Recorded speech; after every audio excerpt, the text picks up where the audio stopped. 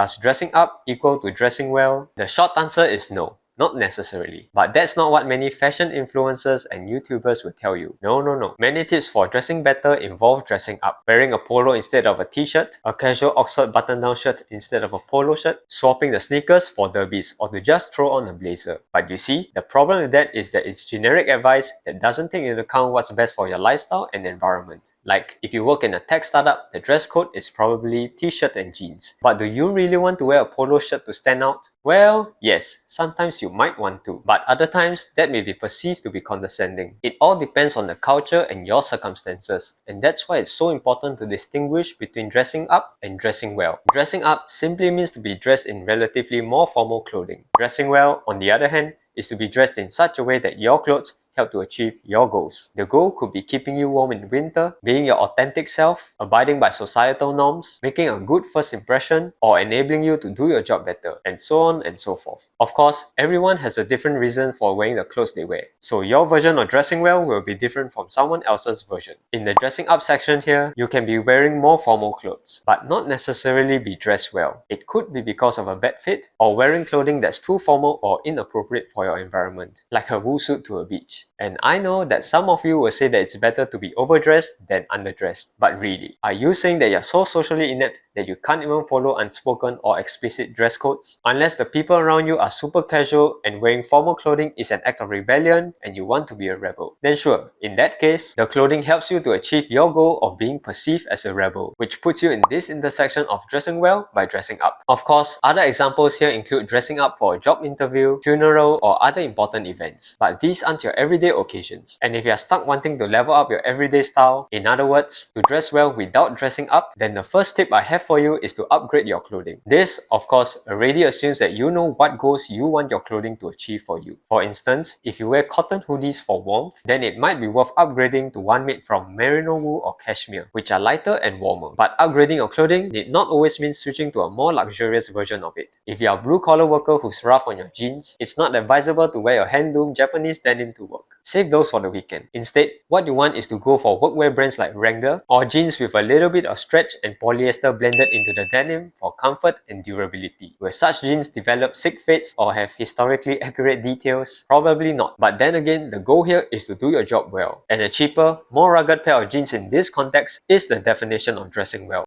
Next, you want to improve the silhouette of your clothing. The silhouette refers to the shape of your clothing. And although what's in fashion changes every season, like the oversized and baggier fits these days, or the super skinny fits 10 years ago, there is a way to stay stylish and fashionable within a happy medium. The trick here is to go with a fit that lies somewhere between slim without sacrificing drape and loose without sacrificing shape. This means the slimmest you should go is to the extent that there isn't any tension or fabric pulls on the clothing. On the other hand, this also means not wearing clothing that's so loose to the extent that you're swimming in a pool of fabric and your body lines are hidden. This works because dressing up is associated with cleaner and stronger lines in clothing, and by keeping within these boundaries, your casual fits will be as clean and elegant as possible, and hence the perception of a more mature and put together outfit. Dressing up does not equal to dressing well or dressing better. If there's anything that you should take away from this video, is to be conscious of the goals you want to achieve by wearing what you wear. Then upgrade your clothing when possible and experiment with cleaner silhouettes, and you'll be on your way to being better dressed. Alright, if you found this helpful, check out this video on how to choose your chinos. Or if you're more of a jeans guy, how to make your butt sexier in jeans. Until next time, stay subtle.